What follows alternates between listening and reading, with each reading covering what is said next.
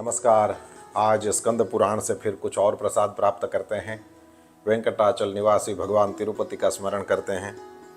यहाँ पर ये बताया गया कि भगवान मधुसूदन ने पहले जब वराह शरीर लिया था तो उस समय इस पर्वत को, जिसको वेंकटाचल कहते हैं, उस पर्वत को अपने रहने के लिए स्वीकार किया था।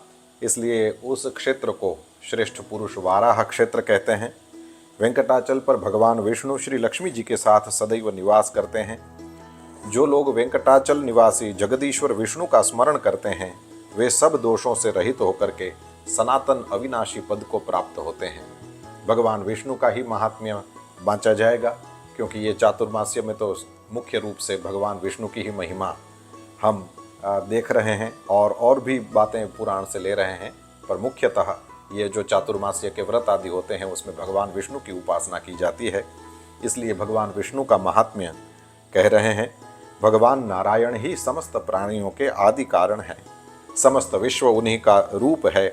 वे जगत के सृष्टा हैं। उनका स्वरूप चिन्मय तथा निरंजन है। उनके सहस्रों मस्तक, सहस्रों नेत्र और सहस्रों चरण हैं। उन्हीं के तेज से यह संपूर्ण जगत प्रकाशित होता है।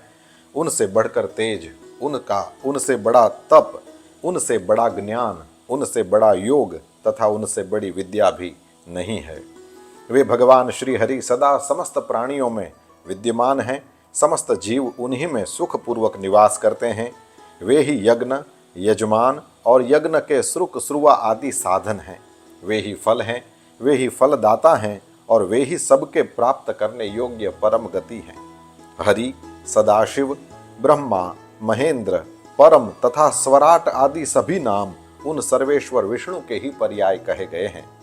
जो एकाग्र चित्त होकर परमात्मा नारायण के इस महात्म्य का अनुसंधान करता है वह पुनः संसार में जन्म नहीं लेता। भगवान विष्णु सच्चिदानंद स्वरूप, सबके साक्षी, निर्गुण, उपाधि शून्य तथा नित्य होते हुए भी स्वेच्छा से भिन्न भिन्न अवस्थाओं को अंगीकार करते रहते हैं। वे पवित्रों में परम पवित्र हैं, निराश्रितों की परम गति हैं, देवताओं के भी देवता हैं तथा कल्याणमय वस्तुओं में भी परम कल्याण स्वरूप हैं। पवित्राणाम पवित्रम यो यगतीनाम परागति दैवतम देवतानाम च श्रेयसाम श्रेय उत्तमम। बोध्य पदार्थों में एकमात्र वे ही बोध्य माने जानने योग्य हैं। ध्येय तत्वों में माने ध्यान करने योग्य तत्वों में वे ही सर्वोत्तम ध्येय हैं। विनयों में सबसे अधिक विनय और नय भी वे ही हैं। संपूर्ण तेजों को उत्पन्न करने वाले तेज हैं। तपस्याओं में उच्च कोटि की तपस्या हैं तथा सब प्राणियों के परम आधार हैं। जनार्दन भगवान विष्णु का आदि और अंत नहीं है। उनके स्वरूप को इदम इत्थम रूप से जान लेने में ब्रह्मा आदि भी मूढ़ हैं, माने कोई नहीं जान सकता। वे अजन्मा होकर भी जन्म लेते हैं, सर्वात्मा होकर भी शत्रुओं का वध करते हैं तथा स्वतंत्र होकर भी अपने भक्तों के परतंत्र रहते हैं। सर्वज्ञ भगवान गरुड़ ध्वज ही कर्मों के साक्षी हैं। मुनिलोग एकाग्र चित्त होकर उनके स्वरूप की खोज करते हैं। भगवान की चतुर्व्यूह नाम से प्रसिद्ध 4 मूर्तियां हैं। उनके नाम इस प्रकार हैं: संकर्षण, वासुदेव, प्रद्युम्न तथा अनिरुद्ध। अब कुछ और बात भी बता देते हैं। कहते हैं पहले प्रणव का उच्चारण हो, तत्पश्चात भगवान के प्रकाशमान हृदय स्वरूप नमः पद का उच्चारण हो, उसके बाद भगवान और वासुदेव ये 2 पद हों। फिर से एक बार सुन लें। प्रणव माने ओम, नमः और भगवान और वासुदेव ये सब मिला दिया जाए तो कहते हैं इनसे जो मंत्र बनता है, ओम नमः, भगवान का भगवते और वासुदेव का वासुदेवाय, तो इस तरह से ओम नमो भगवते वासुदेवाय ये मंत्र भगवान के स्वरूप का प्रकाशक है।